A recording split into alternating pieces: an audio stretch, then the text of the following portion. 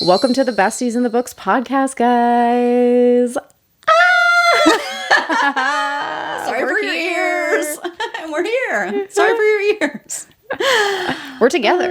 It's who exciting. are you? Hey, who are you? I'm Liz. And I'm Ashley. And welcome to the Besties in the Books podcast. Ooh.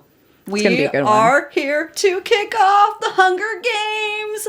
Yes. Minisodes. So There's going to exciting. be 6 of them. Did we already do one? Was Dystopian counted in that? Now I'm confused. No, it was a full-length episode that Okay. released on Tuesday. So here we are on Friday Yes. for Minisode 1. Yes. So if you missed that Dystopian episode, that'll be linked in the description box, of course. That kind of goes over just like the history and the lore of dystopia books and media as a whole. Where it came from. Yeah, where it came from. Just like not like too much of a deep dive. That's like, okay, here's a history lesson. Like, here we go. But like, you know how we do it. You guys know how we do it here, We do it and we do it. We act like we know what we're talking about, but we really don't. And then you guys tell us we don't. And then we say, we know we don't. But we had fun doing it.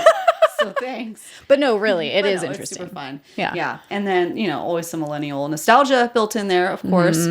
But this episode, we are officially talking about Hunger Games now. We are digesting book 1. Book 1. This was Liz's first time rereading it. Yeah, And since this is my... like 15 years ago or geez. whenever it came out. It's Yeah. been a long time. I don't remember, maybe not that long, but it's been a long time. Yeah. Yeah. Yeah. And then this is my first time reading it. Ever. So Ever. Yeah. Like, that's crazy to me. that's me staring off into the void. Like... bawling my eyes out. Spoiler. Yeah. I was looking so forward to seeing all of Ashley's reactions, but yeah, I got to relive everything too. So that was equally as, I think, traumatizing. But If you guys don't know, and I'm going off script here, okay? As if we ever stay on. Yeah. Hunger Games is releasing their 5th book. Yeah. So there's the Fifth original book. trilogy. So Hunger Games, Catching Fire, Mockingjay. So today we're going to be covering the Hunger Games, book 1. Yep. And then there is A Ballad of Songbirds and Snakes, which is a prequel having Yep. to do with President Snow. And then Sunrise on the Reaping is the new book. So technically book 5, that comes out on March 18th. Yeah. So we're ramping up for that. If you've been listening to us, first of all, thank you so much. If you were like me and never read Hunger Games, Jail. I should be there. Prison. Full life sentence. You guys, my mind is blown. I'm obsessed. Please read it. Especially amping up for this new release so Yeah, you I can be can't a part wait. of this. Because I feel like, Liz and I have been talking about it. She's here visiting me, in case you didn't We're know. together. We're together live in person. We have a whole setup too, so you need to go check out the YouTube channel because we fully dove into Hunger Flames. The Hunger Seriously. Flame. I just came up with that on the fly. Yeah. Flames everywhere. It's very moody and we're obsessed. So come check us out there on YouTube. Besties in the Books podcast, of course. It's the same episode, just visually. You can see it. Yeah, anyways, just read it.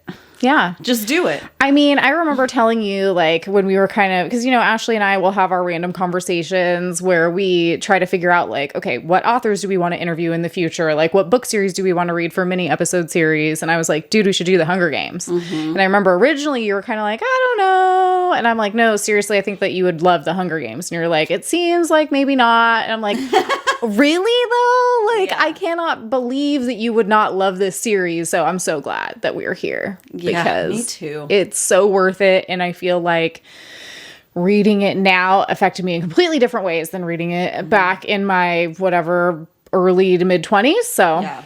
Oh, that's what it was I was going to say.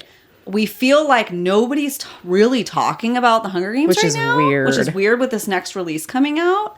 So we want to suck you all in and tell you to read it. If you haven't, reread it. If you have, listen, I know it's hard, but just do it. And Yeah. it's not hard. It's not hard, 'cause it's they hard fly. emotionally, They okay? fly. If you love your soul getting ripped out, just do it. Yeah. Okay? Yeah. But like, yeah, and if it's your first time reading, you're like, I don't know if I want to like invest. You like, I read each one in like a day and a half. Yeah. So you can't fly through them. help but read them in a day and a half. They're Yeah. not long. I mean, most of them, like, The original trilogy, each book is like max 400 pages, I think. Yeah. And it's YA, but it's like a different level of YA. Like it's just, in my opinion, like what sets the bar for me for all YA. So, you know, if you're thinking like, I don't know, it might drag. Yeah, it might take me a little while. I don't have a whole lot of time to read extra stuff right now, whatever. Like it'll suck you in. I could have read them all. I remember the original time that I read the trilogy. My friend let me borrow them, and I think I just read them back to back, like in one like 2-day weekend. That, you know, was back when I had more time. Yeah. But I could have done the same thing again had it not been for, you know, grown up responsibilities and work and whatnot. So you'll just fly through them. You will. Just do it. You can't help it. This is like our freaking unsponsored like plea to you guys. Just read it. You guys like books. Just do it. Yeah. So, okay. Suzanne Collins wrote this. I'm sure all of you guys know that at this point. But, you know, here we are. We're going to be covering book 1. Since this is a mini-sode, it will be a little bit shorter of an episode. So, you know, we will be spoiler-free, but generally for maybe only the first like 5 to 10-ish minutes, depending on how many tangents we go off on. In the first episode, you know, we're here setting up the scene. So, yeah. You know. And so, you know, if you guys have been around for our mini episode series in the past, you kind of know how it works. But we'll lay the groundwork here on this first episode for anyone who might be new here. So we like to kind of like set the groundwork with an introductory episode. So that's what Ashley was mentioning before. So we kind of have a theme lots of times going for different mini episode series. So like we did Twilight, that was vampires, obviously. Harry Potter, we don't really have to tell you the theme for that because it's basically just like everyone's childhood. That's the theme.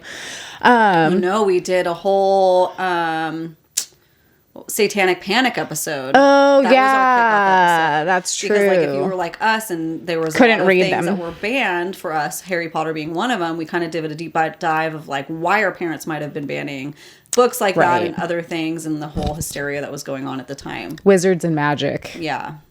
Yeah, being scared. afraid of wizards and magic. Be very afraid. Your child will turn into a wizard. We wish. Anyway. Where's my owl? Dang it. I know. So this one we kind of wanted to go off on obviously a dystopian theme. So as we talked about before, our last full-length episode that just came out was about dystopias. You know, when was that term first used in literature? By whom? What did it mean? How did this evolve, you know, into popular dystopian books that maybe, you know, most of us are familiar with, like 1984, Brave New World, The Giver. And how did we get from there to here with series like The Hunger Games, Divergent, Maze Runner, etc. More in that like YA kind of zone. Yeah. So check that out if you haven't checked that out yet, just to kind of like set the scene. And then, today we're going to be getting into more of like a reaction style video. We'll do our 5-sentence summary. Yeah. Which, you know, I feel like for these books was probably the easiest for me to do because we'll talk about that. But these books, there's just like always something happening, but it's all really important to the plot. Yeah. Which is great. There's not a whole lot of side quests going on. Yeah. So we'll do that, and then we'll talk about all of our likes, dislikes, share some fun facts. Yeah. All that kind of good stuff. Yep. Do all of that. So before we get into that, we just want to say thank you for being here. Dude, thank you so much for being here. If you've watched us, you know our normal videos go up on Tuesdays, and these bonus mini episodes will be brought to you every Friday. So we try to keep them mini on Fridays, but you know, we do like to talk about our books. So, you know, we try to keep it around half an hour, 45 minutes. Sometimes it's an hour. It just depends how much there is to talk about. So, but make sure your notifications are turned on anywhere you like to listen to your favorite podcast, including YouTube, Besties in the Books podcast. Subscribe, follow there, turn the notifications on so you actually get notified because they're always kind of iffy about notifications. So, but if you're wondering like, hey, where are they? Are they posting stuff? You know, you can also check us out on Instagram and TikTok. We keep you guys informed there of all of our episodes too. Besties in the Books podcast there. And we also have Fables up of the Hunger Games. So if you're like, oh shoot, I want to read it too, but you guys already read this book.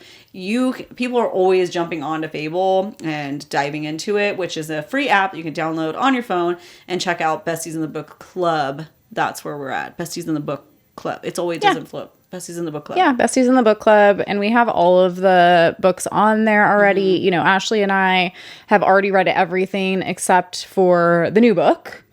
But and we're like just started right now at filming this. We just started the Ballad of Songbirds and should Snakes. be probably are done by the time this airs. But yeah, I mean, the point is, it's like you guys can hop on whenever you want. You know, it's all spoiler free because it's comment chapter by chapter. You can interact with each other, interact with us. And I mean, that makes it super fun. We also have templates available on Instagram if you guys want to post your reading updates there and tag us in it. And, you know, all this is leading up to Sunrise on the Reaping releasing so that we could all read that together. Yes. Which is going to be so exciting. And then our final episode will cover our kind of wrap up thoughts and then also the movies. Yeah, which we're starting already right now. Seeing like comparing, contrasting. Because, you know, a little background of what I knew of the Hunger Games. So Liz already read it and loved the movies, right? Mm-hmm. Saw it, loved it, obsessed. I watched the movie when it first came out a million years ago. What do you see? 2012? So yeah, 2012. That's a long time ago now. And I was like, okay, you know, it's cool. But like, I did not get any like deepness from it whatsoever or emotional turmoil. So that was kind of the context I have. I have bits and pieces in my memory of maybe one or two, or part 2 or 3, maybe, but like it's very fuzzy. And I thought I had tried reading it, but we're come to find out there is no way in this green earth that I could have started this and been like, eh. Yeah. So it wasn't that book. I thought this whole time I tried Hunger Games and didn't really love it, but I was wrong. It must have been a different series. So I'm glad you changed my mind here. Yes. I'm now on the campaign to change everybody else's who's been on the fence. Yeah. Oh, and, you know, just to kind of throw this in there, too, before we kind of dive into book 1, is, you know, Ashley and I are always open to ideas for future mini book series. And we've had a couple of you guys email us with some ideas, which we really appreciate. Mm-hmm. You know, we have kind of like a loose schedule of what we're hoping to do in the future. But if you guys suggest something really cool, then, you know, maybe we could change that out. Yeah. So, yeah, if you have any ideas, shoot us a DM or an email. Mm-hmm, for sure. These are so much fun to do. Yeah, and it can be anything. Series you loved as a kid, you know, something YA, something that's coming out now, whatever. Yeah. Think of us as like your book club that like you have no time agenda for, you know, because we're a virtual book club, like first and foremost, like you can and read at your own pace, choose your own adventure, and then you always have like our wrap-up videos that if you're still reading the book and you can't get to it that day, you know, like a traditional book club would be, you're like, oh shoot, I still have half the book to read, you know, you can pop it, you can save it to a playlist and watch it when you're done reading the book, and it's kind of like our little vent sesh of like getting all of the thoughts out there, and we love it when you guys comment along with us, DM us, whatever, because we want to hear your guys' thoughts too on all these books. Yeah, and I think, you know, I love covering books that are new and exciting and getting a lot of hype, but I think that like a lot of the books that made us, whether that be elementary school, middle school, high school, college, or even whatever, like whenever they came out and they just changed our lives, made us love reading, whatever it is, it's like, I feel like those don't really get enough credit in the like social media podcast space. Yeah. And so we're here to cover those things for you guys too. Yeah, for sure. Because they're exciting. Yeah. Yeah. Like Hunger Games. Yeah. Okay. So let's give our spoiler-free star rating 1-sentence review. And this is going to just be covering book 1, The Hunger Games. Okay. What do we keep it at 1 sentence? Yep. Whew. I know. I did not write this one down. I didn't either. I never write them down. Yeah. I'm just going off of my vibes and emotions. Do it. But I tried to make it not spoilery yet for those that are waiting to find out if you want to read it. 5 stars for Ashley all around. 5 stars for everyone. Holy hell, Batman. The way my heart was, ripped out into, I'm trying to keep it not spoilery. Okay.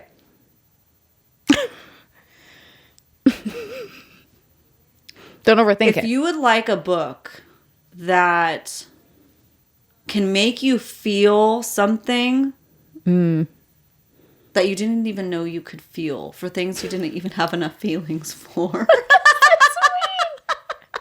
I'm trying to be so vague. Okay. Giving and receiving. Receiving, loving and laughing. No, dude. Okay. You're there. It's crazy. Holy crap. Okay. If you watch the movies, the worst review of all time. One sentence, be damned. It's so good to read it. Okay, you go Just first. read it. Goodbye. Goodbye. Okay, so 5 stars for me as well.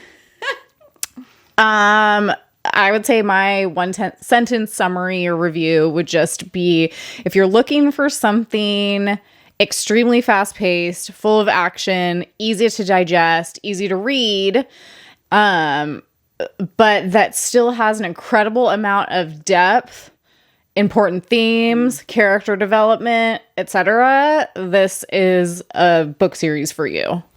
Ditto. Boom. There we go. And 0 spice. We'll put it out there just because we always make sure to give the spice rating, but this is YA and it is truly a 0 spice. Yeah. Yep. So there you go. Anything to add? Wow. I'm still reeling, and I finished this 2 weeks ago. You guys. I had read it still before, reeling. and I think I enjoyed it more this time. You know, I think us saying, like, demanding you guys to read it kind of says it all. Yeah, totally. Yeah, if you read it too, like I did a long time ago, and you're like, maybe like, I don't need to reread it. I don't know. It hits different as a early 20s versus mid 30s perspective. Yeah. It hits different depending on the political climate we're in. Read it. Just read it. Read it. You'd know that going into it. It is hard to, but it's also important to see parallels and such. Yeah. I think that I put that in the script and then forgot to say it earlier. It's, I feel like this is a really good example of, for anyone who may be of the belief that books aren't political, read The Hunger Games. Yeah, and tell me they're not. Yeah. Okay. Yeah. See if maybe that could help change your perspective a little bit on that. Yeah. Keep an open mind. So, okay. Well, I guess it's time for us to get into some spoilers. Yeah. Let's do it. Baba Gango. What even was that? I feel like usually it's like themed, but I have no idea. My brain melted after reading The Hunger Games. It is no more. Ashley's just like, sorry, I can't think anymore. So here we are. That's what that means. In case you don't know, I make a compelling, crazy sound to jar you awake. Yep. Just to snap let you out I of want it. anybody. Nobody's ever said, "Hey, you can tell me spoilers are coming." So yeah, give us that credit. It's true. They know. I mean, these came out a while ago, obviously, but hey, like we want to give everyone the opportunity to exit if you haven't read it yet. I was so glad that I barely remember anything about the movies. Spoilers would significantly not ruin the series, but it would affect your perception of everything with the series. It's like the twists and turns are excellent. Try not to ruin them for yourself. Yeah, for sure. And the movies, you might be thinking, well, I've already seen the movies. No. Just push them out of your brain and then read it. And it's not, I haven't, we're only literally halfway. We are old people, so we have to only watch a half a movie at a time. Yeah. And then, so we watched half a movie last night, and it's still like, it's so surface level. It's great, but it's not anywhere near the complexities that are involved in this book. But yet, it's still fast-paced and easy to digest. You're not like, 100%. okay, mundane. It's not. It's not mundane at all. So I miss, PETA's the best example. I thought he was a sniveling, annoying little boy. Mm-hmm. In this book, it's so much more complicated than that. And he's not that at all. So, yeah, totally changed. And we'll talk about that too, because the first time that I read them and watched them, I had a completely different perception of PETA than I have now. Yeah. So, hey, we grow. Yeah. We grow and mature and learn. Yeah. Yeah. True. Okay, so the 5-sentence summary that was born of Harry Potter and has made it all the way here. Shall we begin? We shall. All right. I'm ready. Okay. So, 5-sentence summary of Hunger Games Book 1. Is that big enough? No. That's what she said. For anybody only listening, this is why you need to watch the videos. This guys. is for you. That's a little teaser, okay? I have a full-length, full-size Casio keyboard that I just pulled in front of me. To give Liz encouragement. I need the encouragement. The five-sentence summary. This is her little reward every time she does a sentence. I love those that are new here. It's really, We've it's had fun. the triangle. We've had the gong. Now we have the Casio keyboard. And we practiced. Yeah, it's going to be good. It's going to be a good time. Okay. All right. Here we go. 5-sentence summary of The Hunger Games Book 1. Are you ready for this? Yeah. Okay. Are you guys? Okay. Katniss Everdeen lives in a post-apocalyptic version of the U.S. called Panem in District 12, the coal mining district, with her younger sister Prim and her mother, who has become a doctor of sorts, after living many years in a You ruined it already. No keyboard for you. in a catatonic state after her husband died in a coal mine explosion. Oh, that's so satisfying. It's so sad. You guys don't even try to act like it's not. That is so good. It's good. It's extra good. We just really want you to feel like you're there. In Do you feel it? Scary way. Do you feel it? Yeah. Okay. All right. Feel it? Katniss. That's one. Yeah, 1. Okay. Katniss hunts and gathers with her best friend Gale outside of the fences with bows and arrows her deceased father taught her to use in order to keep her family alive. The capital extracts resources from the districts while letting them starve and live in squalor. This is great. I'm so happy. Every time. It is good. It's great. Okay. Every year, the capital randomly chooses one boy and one girl to compete in the Hunger Games, a highly televised form of entertainment in which children are placed inside an arena to battle to the death amongst other horrific challenges in order to secure their place as the victor for their district. The games were designed to keep the districts from rebellion because this was a result of the last uprising.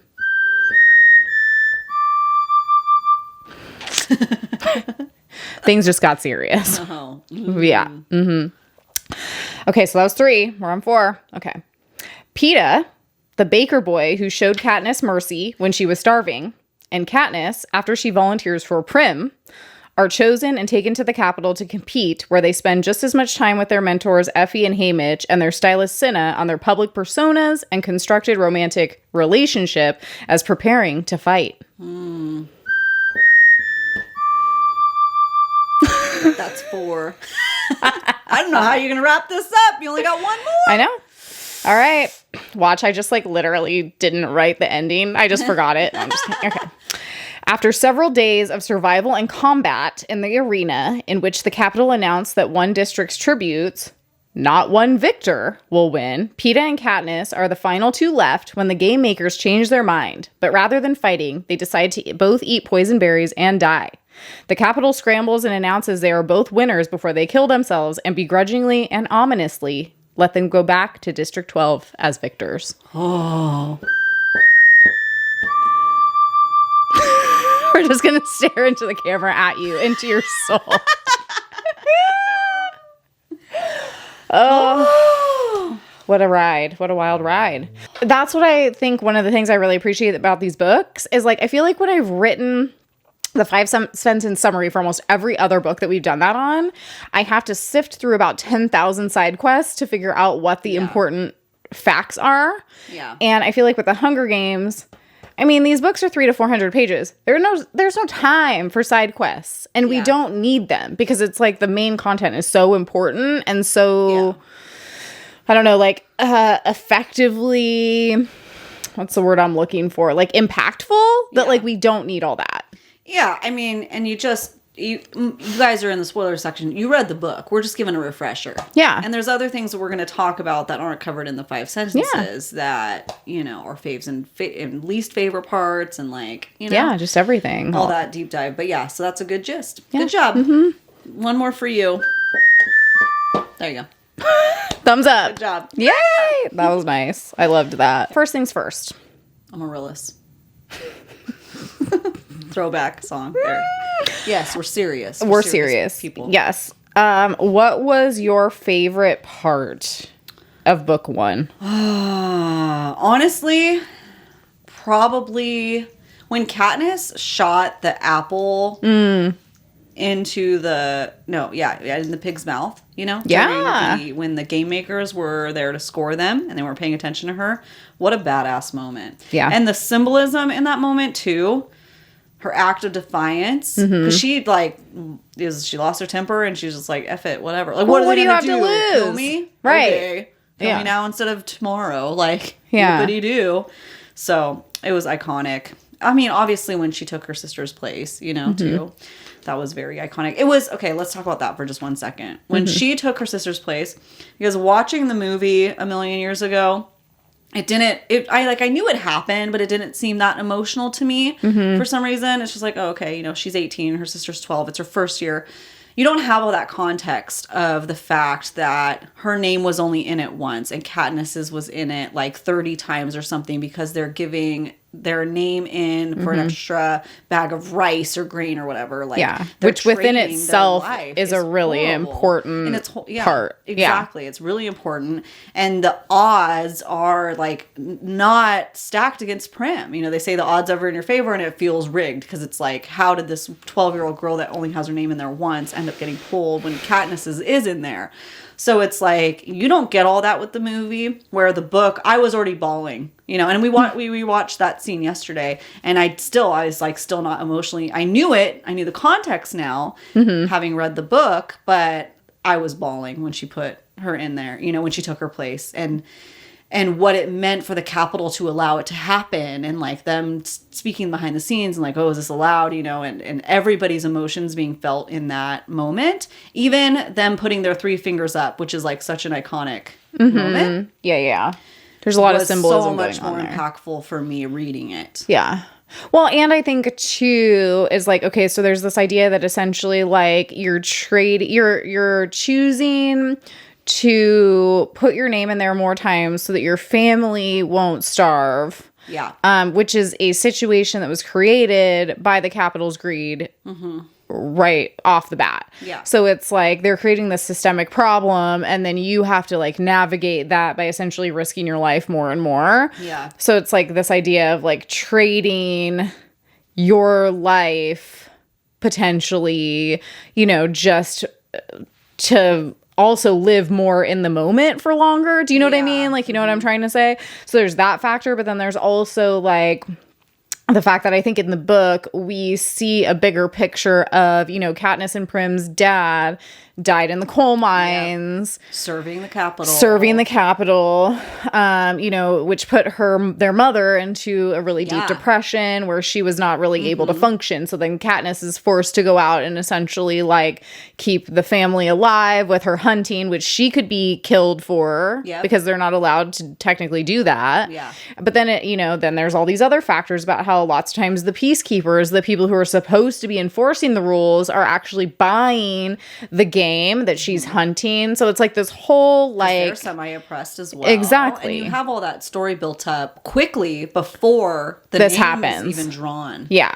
Yeah. So it kind of just shows how it's like there's a lot more at stake here than I feel like necessarily gets depicted in the movie. Like we just have a lot more. I mean, they only have so much time, but yeah, it's definitely, so far my quick hot take is like the movie was designed for people that already had the context of the book, you know, or people that just want something for entertainment, which is a problem in and of itself. Yeah.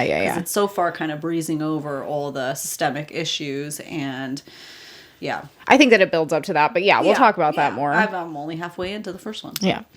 I put the same thing for my favorite part. I just put Katniss's acts of resistance. Yeah. I think that what I love about Katniss's character is that she inherently symbolizes resistance without her trying. Yes. And I think that what's important about that is that over time, because at this point, this Hunger Games was the 74th, right? Okay, so this has been going on now for 74 years. So it kind of shows, like, through Katniss's character specifically, that resistance becomes an inherent part of life to survive under I'm just going to call it out, under a tyrannical government like this. Yeah. Because as a person who's oppressed in these ways, you have no way to survive but to rebel. Yeah. for most people. And so I think that is what I really liked about Katniss's character. It's not like she got up one day and is like, I am gonna, be the leader of this resistance. Yeah. I am going to, do X, Y, and Z to try to rile up the crowds. It's like, no, that didn't happen. Just her very act of choosing to survive is an act of rebellion, an act of resistance. Totally. And so every little thing that she does, whether it be literally going outside of the fence to hunt a rabbit so that she and her family can live through another day, is made to be criminal by a government that does not want people to thrive. Yeah. And so self-sufficient. Exactly. They want to be relied on completely. Yeah. And so I think that, shooting the apple, in the mouth of the pig at the thing that you were just talking about, taking her sister's place, even though she, that had never been done before in District 12, at least that we know of.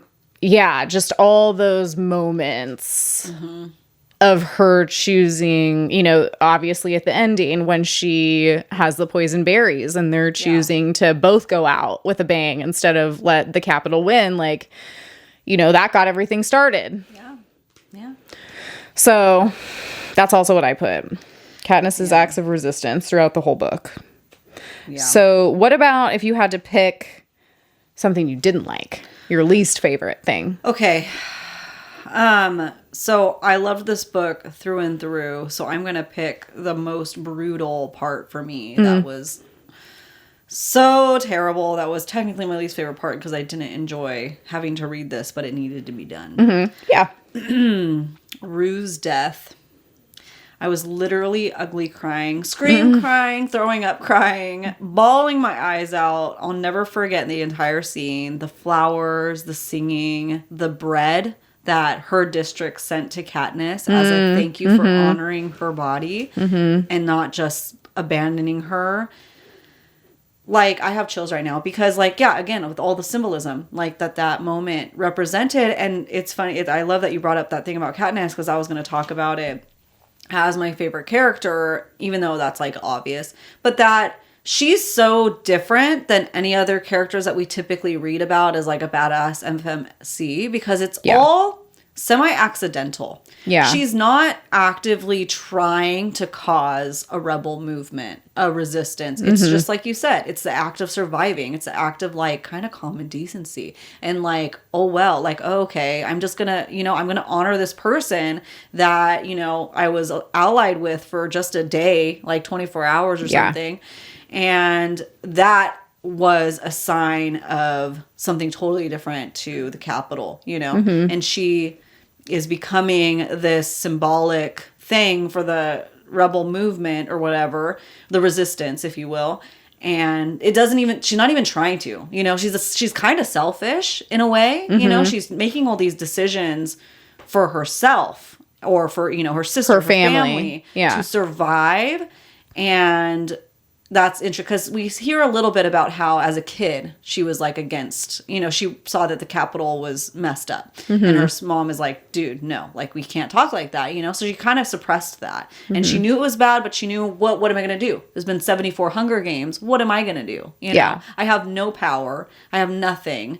And she's not out there trying to secretly train to like take them down. She's just surviving. Yeah. So that is what I loved so much about her representation. And so, the act with Rue, while it was so brutal to read about, it was so necessary. It was another act of resistance. I mean, even I feel like you could probably go so far as to say that like she was actively trying not to rebel. Yeah, she didn't want to get in trouble. She didn't want to get her family killed. Yeah, well, and I mean, Gale, who, we'll talk about that as this series goes on, but Gale really represents more of like the, radical side of the movement. Yeah, like a traditional rebel that you would imagine. Exactly. Like, no, we have to do, like, we, they go low, we go lower. Like, that's how, we gotta run away. We got to get out of here. And she's like, no, like, let's just keep our heads down. Yeah, exactly. Let's survive, get away with what we can, but... She's not out there wanting to, do the crazy rebellious stuff. Crazy, I will put in air quotes.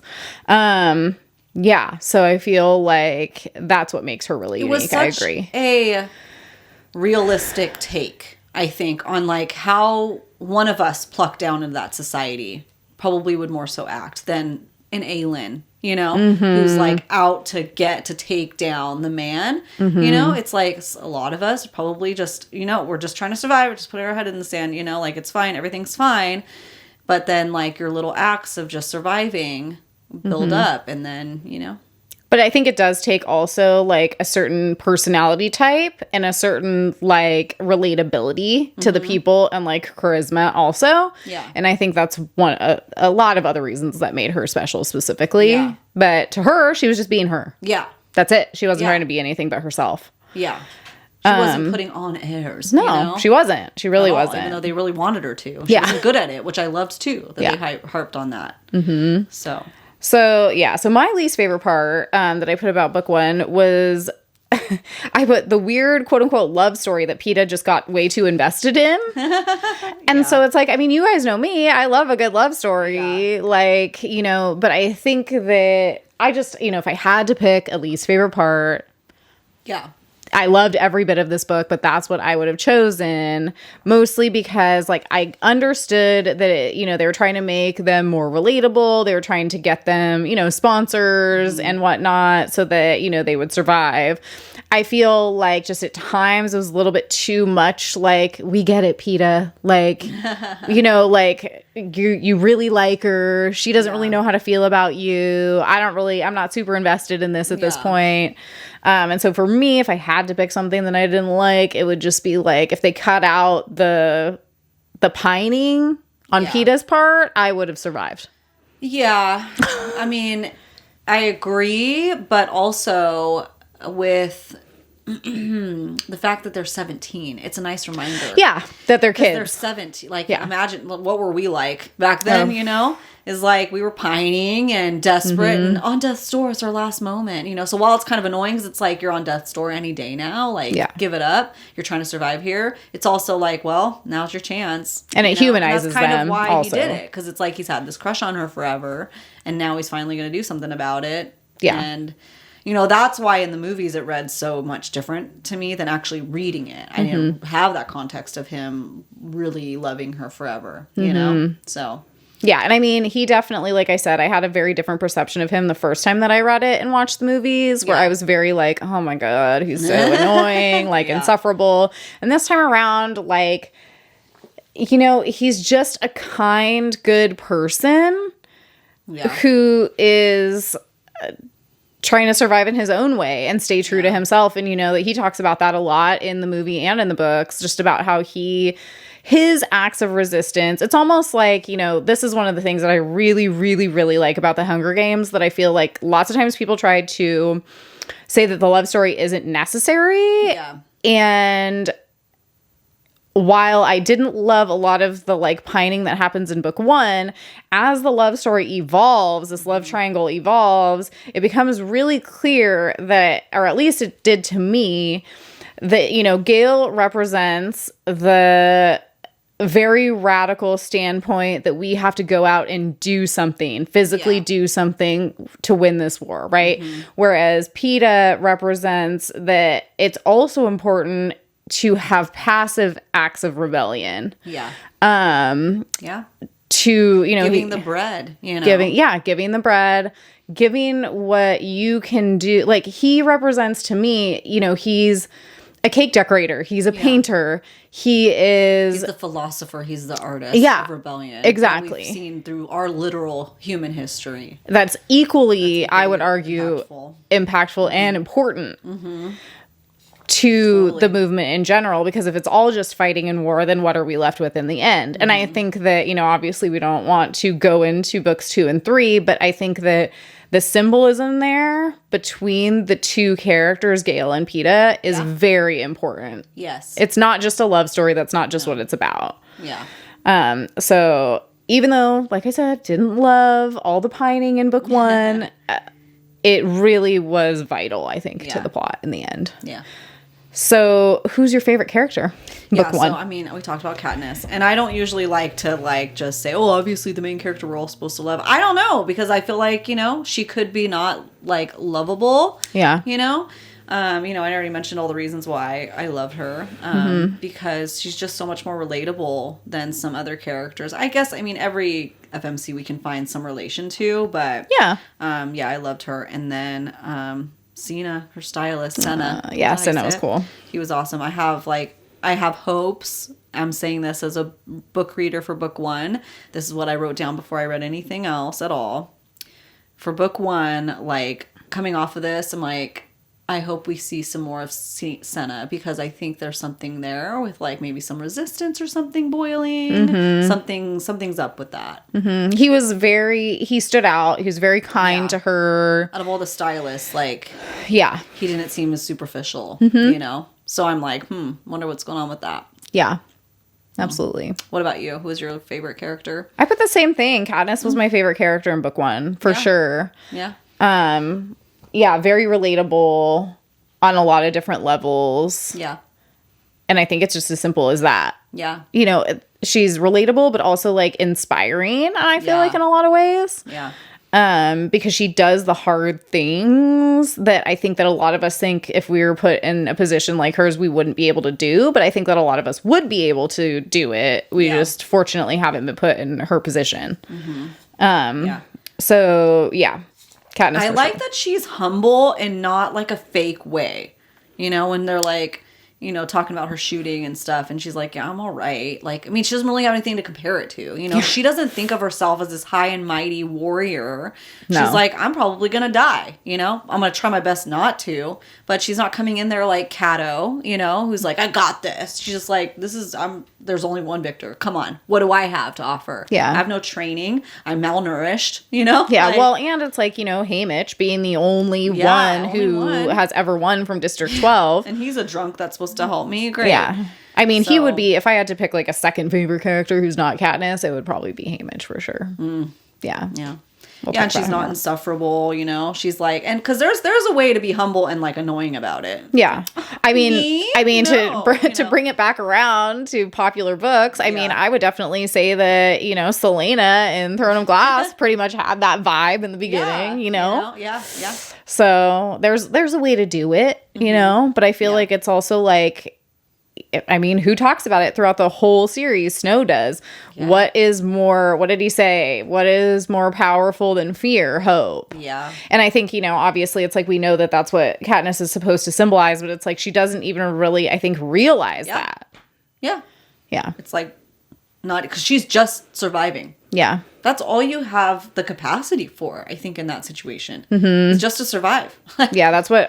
that's... By design. By design, yeah, because you don't have the energy, time, resources, mental capacity to rise up if literally day in and day out you have to spend all day trying to figure out how to find food. Yeah. You know, crazy. Basic necessities. A lot of, like, I have a couple quotes. We'll share quotes at the end. And the ones that I chose specifically are about that. So. Yeah. So who's your least favorite character of, book 1? That's always kind of hard because they're obviously there for pulling the plot along, and we need to have villains and stuff. I feel like we're supposed to, and I did at first, hate Cato and his partner because they're annoying and like raw, you know. And the ones from the district that always wins or whatever. They're bootlickers, right? You know, they're suck ups to the capital, and so that's kind of annoying. And they have an advantage of winning over everybody else who's starving. So you want to hate them. Gosh, did I like change my mind at the Mutt scene. That was brutal. You know? And him and her having to hear his cries and her even changing her mind. Like remembering this is a person too. Like this, because she's never, which I also appreciate about Katniss, is she never wanted to kill anybody. You know, these people don't. Other than like the bloodthirst, you know, wanting to win, like she stayed true to that, like only having to kill when it was like a defense. And for her to even remember that Cato is also just a person. Well, and to give him mercy in the end. Mercy. And he was begging for mercy. Like, oh, it's so sad.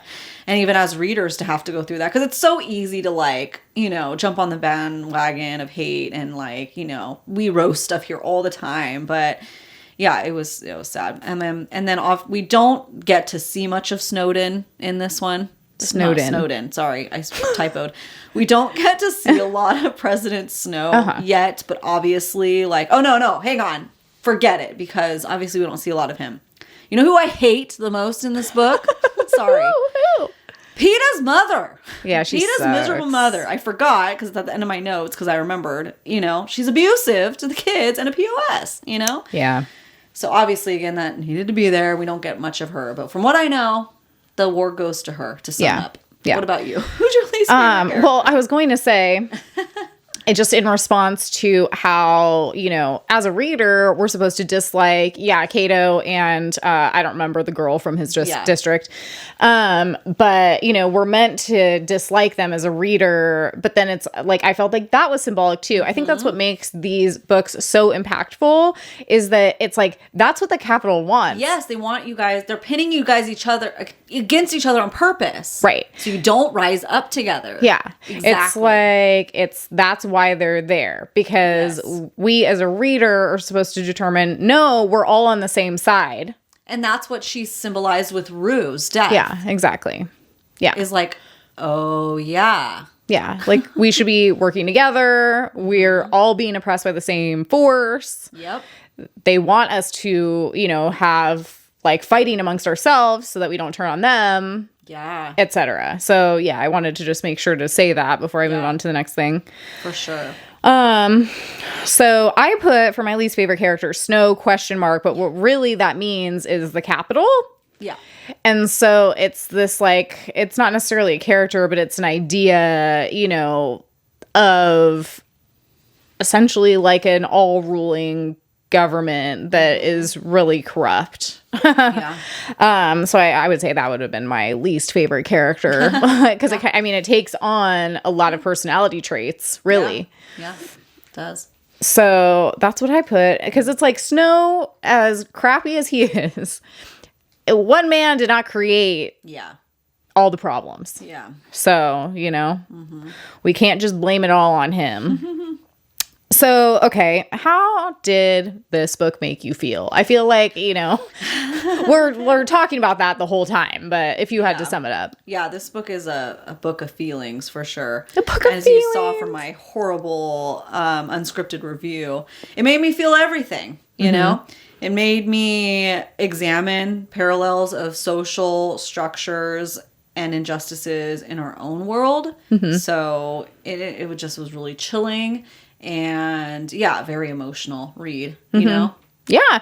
You feel it's like you don't have time to recover a lot of times either. And I think that it was also intentional. Yeah. I think that it wouldn't have been as impactful if these books were very long and drawn out. And Katniss walked to the stream. Yeah. She filtered the water. Yeah, so it's not that kind of, these aren't those kinds of books. So I feel like, you know, you're feeling the highs, you're feeling the lows, you're getting attached to these characters really quickly, because everything's moving along so fast. Yeah. You're getting attached to the characters really quickly, you're losing them really quickly, you're upset. You know, it's like you're experiencing everything. It almost feels like in real time with Katniss as she's going through it. And so I feel like it's like what you're saying. You're feeling the gamut of emotions because you have to. You feel like you're in it. Yeah. And so that's how it made me feel. Just really, really invested. Yeah. Which I feel like is not necessarily rare, but in the way that this book makes you feel invested, I feel like that is rare, because it's an intensity that not everything has. Rue's death is a perfect example, because we don't actually get that much time with her in their relationship. And the way I was sobbing with that is such a testament to Miss Suzanne Collins for getting us so quickly emotionally involved with a character and being able to sob like that. Because we read a lot of books in general, and a lot of them fail to be able to make an impactful death mean something for us as a reader. 100%. I mean, like, constantly. We're constantly reading books. It's like, oh, someone died. Okay. Moving on. Yeah. I want to feel something. I want to be sobbing with my books. I just do, okay? Call us weird. But, like, we want our hearts ripped out. And we spent such little time, like one chapter with this character, and I'm bawling. And every death, You know, Yeah, even was Kato, very- I was yeah. I was crying when he was dying. Yeah. Because it was like so horrific, you know, Yeah. even though you didn't like him 5 seconds ago, you get to remember, yeah, this is just another person. And a kid at that. And a kid, a child. Yeah. Yeah. Yeah. So, finishing up book 1, were there any like unanswered questions that you wanted, you know, like that you needed more information about? Yeah, the wolf hybrids. Like, what the hell was that? Yeah, like the fact that they had like the eyes of the like dead tributes. Like, did she kind of make that up in her mind in the state of her psyche that it was at that point? You know? Or not? Were they harvested from the, you know, tributes? Dead tributes? Yeah. That was crazy. What the F? What? I mean, I think it was just a good example of like, yeah, I had a lot of questions about a lot of stuff. You know, it's hard for me to really like remember because I read them so long ago, but like really it's the perfect ending to the first book in a series, really. Yeah. Because it leaves you on a cliffhanger. It leaves you wanting to know more, obviously. Where is this going? What's going to happen with the rebellion? Like, you know, you have those eerie feelings that something's not right. Because technically, it's a happy ending. Yeah.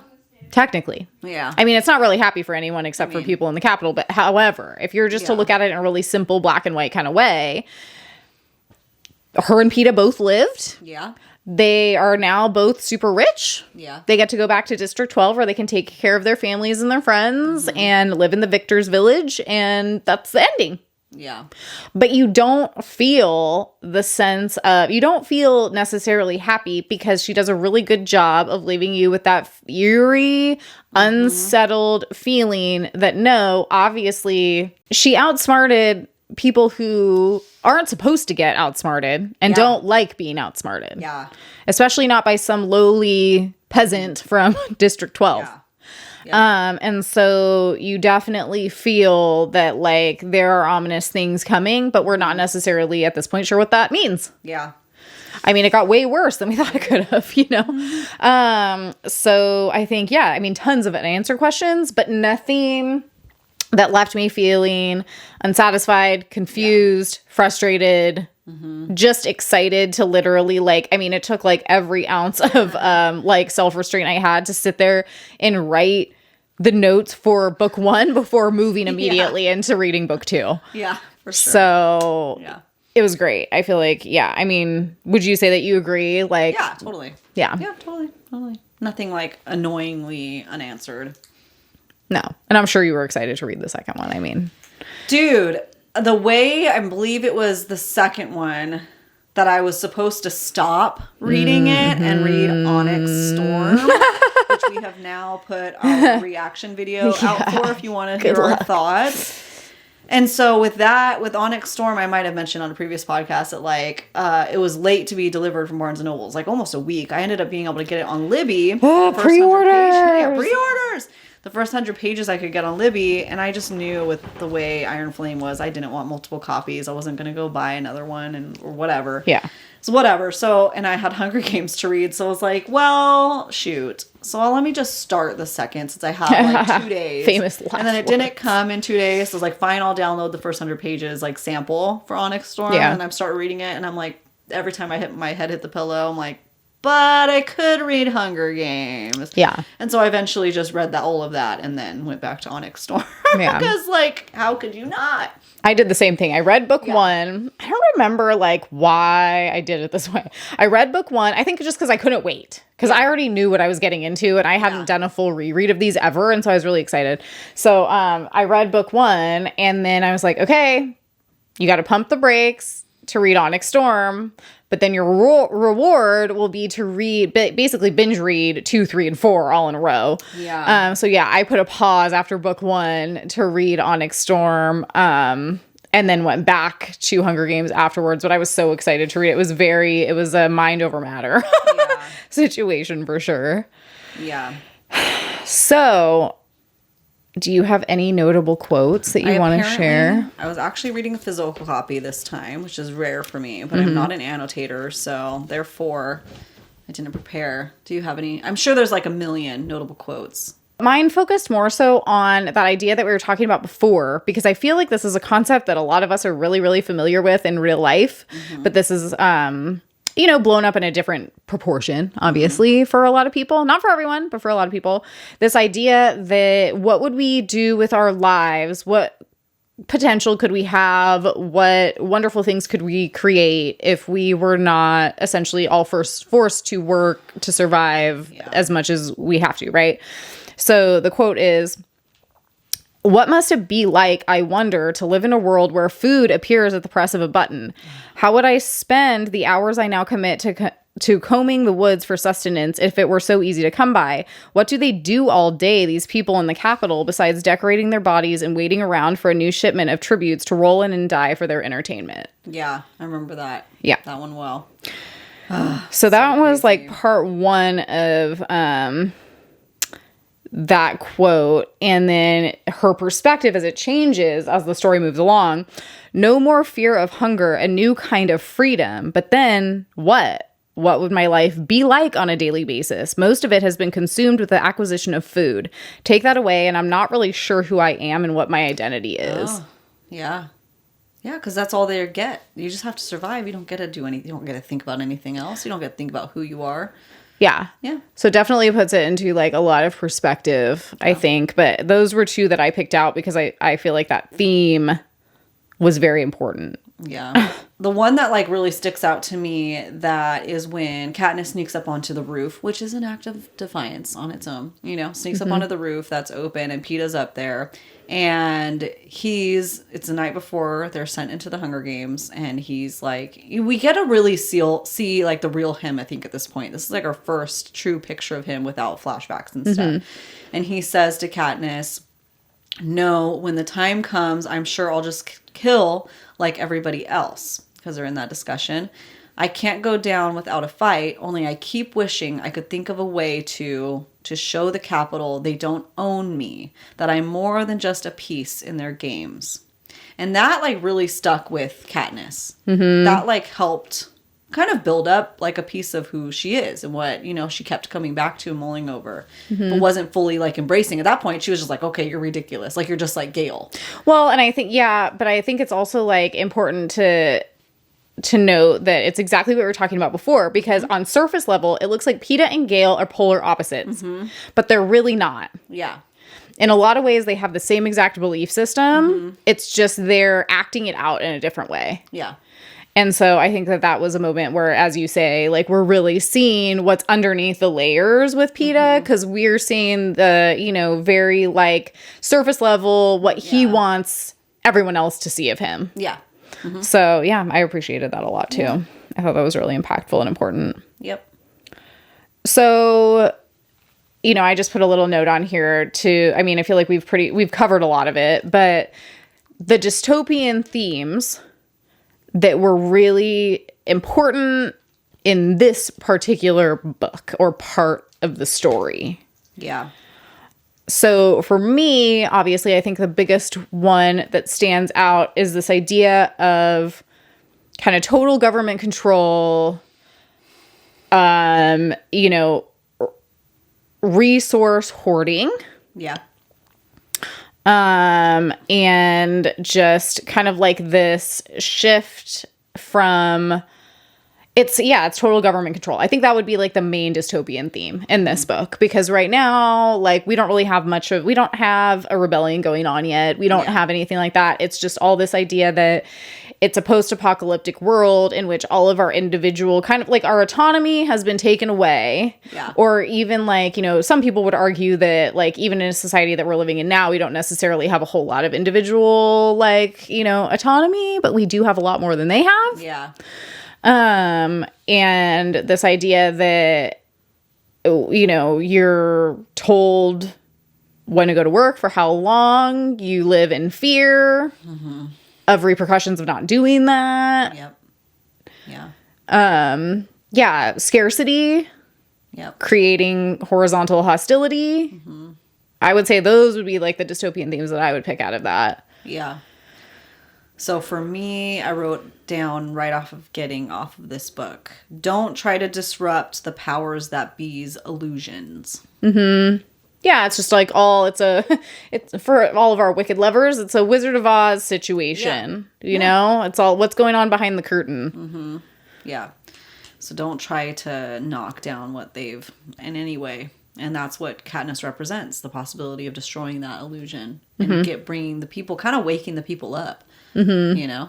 Yeah. Because it's been so long. I think that's another thing that's really important, too, to remember is that it's like, we're not just coming off of the war here. Yeah. We've had, we'll say 74 years or however long. I don't know exactly. But yeah, like 74 years of time for not only the capital to get stronger by extracting essentially like almost free resources out of all of the people. But we've also had 74 years for generations to change and for people to become complacent in a lot of ways. And I put on here desensitizing the citizens. Yeah. Among so many things, with the Hunger Games, like with everything. It's just the status quo. It's a status quo. Not blaming. And dispersing of citizens, separating them. Yeah, pitting them against each other. Yeah. And not to blame them for that. Not like to say that's your fault, that you're desensitized. It's just the way that it is as time passes and things become normalized and you're shown media that supports the Capitol's agenda, etc. Yeah, totally. So yeah, I feel like those would be the dystopian themes specifically in this book. Yep. Okay, I got a surprise question. Okay. We'll lighten it up a little bit. Okay. Yeah. Just in case you guys are like, whoa, this is heavy. I mean, it is. We do lean into a lot of comedy here, but also when the time comes, like, we started off with a giant piano. But then we like and to we're ease here. You guys into like freaking depression, okay? So now we're going to lighten it back up again, because that's life. That's showbiz, baby. Yep. Okay. So surprise question. Okay. If you were pulled for the Hunger Games, what would your secret talent be? Oh my God. That you would hope would help you win the Hunger Games?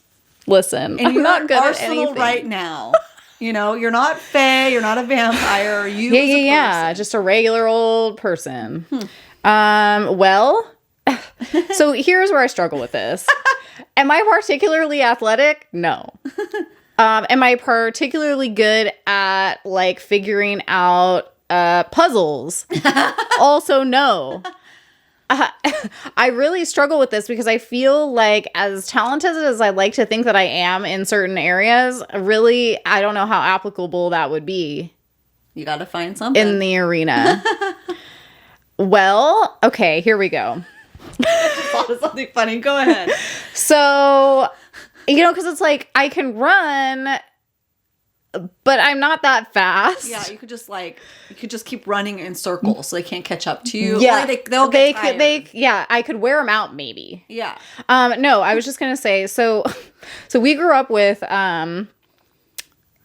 so Ashley and I grew up in the Kern, so we lived nearby lots of water. So a lake, a river. The Kern River is fairly dangerous for anyone who chooses to Google it, whatever. We also had a pool in our backyard.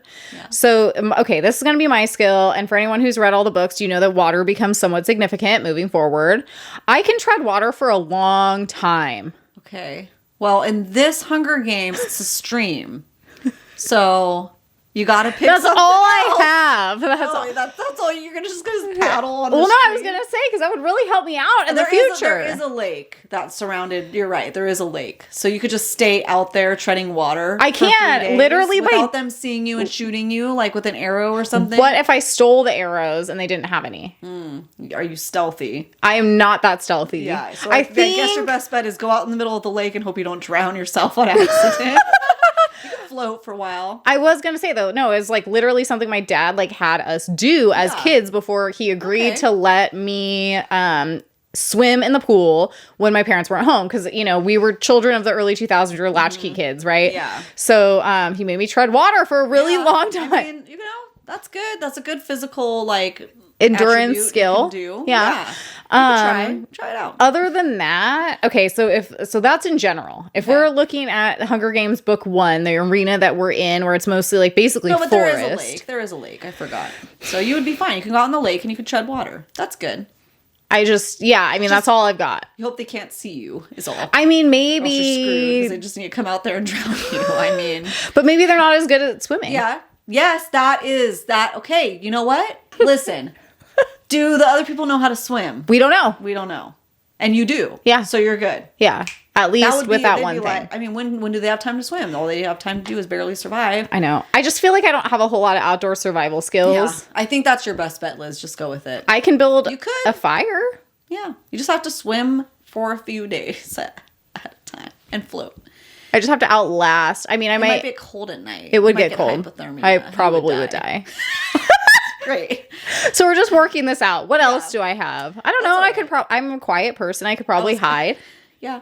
I was going to say, like, we could just get some jokes and lighten up the mood. Boom, dead. Like, Actually, not to toot my own horn or anything, but I might be able to, I think a skill that I might be able to actually utilize, like all jokes aside, I do think that being able to tread water for a long amount of time would be useful in certain circumstances. But if we're like being real, I do think that I've always had the ability to get along with a lot of different groups of people. yeah. So that might serve me well in this Yeah, for a little circumstance while. because I would be able to make alliances. You could do that, and then towards, like, when it's getting a little low. just be like, peace out, I'm going out into a during the lake. day, yeah, you just go swim and Yeah. just freaking tread water for the rest of the time until the last two people kill each other, you know? Home free. Although you are kind of screwed, though, if it's one left and they're just waiting for you to come back to shore. Oh my God. Yeah, imagine. Well, maybe like the elements or something might take them out. Yeah. Or me. I mean, because the game makers also, they would be like, tidal wave, dead. I know. They'd make you get out of the lake. Yeah. Well, you Alligators. you just did the best you could. That's all right. Yeah. You know? You don't have to win. But, Yeah. you know. You just that's try. why I was just curious on your talent. Well, what would yours be? Honestly, I'd have to take a page out of PETA's book and just become a tree or something stupid. Camouflage. Yeah, camouflage. Because we have makeup skills. Yeah, that's true. I'm not So- that good at camouflage, though, maybe. I don't know. I mean, well, he was I don't know. working Maybe fine. I am. He did pretty good. I feel like I never did well in like art classes in college. I feel like it doesn't necessarily translate. Like the makeup thing doesn't necessarily translate the same way. No, I think I could camouflage myself pretty good. Yeah, maybe. I mean, all you need to do is roll around in some mud and then hide in a tree. I can't climb trees. I could climb trees. Okay, so I'm a little afraid of heights, but as a kid, I would climb trees a lot. if you had to survive, Yeah, and you'd make figure it happen. out. Yeah, Yeah. I'm not as nimble as Rue, so I definitely am not either, probably be though. my best bet that I could think of personally. Okay, Yeah, we'll have to ask. Yeah. You guys. We're gonna post a box, Yep. and we're gonna ask you guys what your skill you think you possess Yep. that would help you get to the final people in the Hunger Games. yeah. Secret Find talent. out what you guys have to say. Yeah, I am actually pretty good with a bow and arrow. Huh. Yeah. That's cool. Yeah, I've never shot an animal or anything though. That's kind Yeah. of scary. I'm really good at shooting targets with them. That's good. Different style That's a bows, skill. So that's something. Just camouflage with a bow, and when I need to. It's becoming clearer to me as we're having this conversation that perhaps I should learn something, Okay. Yeah. some survival Yeah. skill. Okay, so we have. Wait, I got one more. Oh this no. yeah, listen, because book one, Okay. we did it with Edward and Jacob in Twilight. Okay. We gotta do it because there's a love triangle going on. Yeah. Between PETA and Gale, what Mm-hmm. team are you? I mean, and we're talking like Katniss, like, whatever. Yeah, because It's not Smash or Pass. 'cause Yeah. kids. They're all young. But what team are you Whose rooting for? BFF would I want to be at this point? Yeah.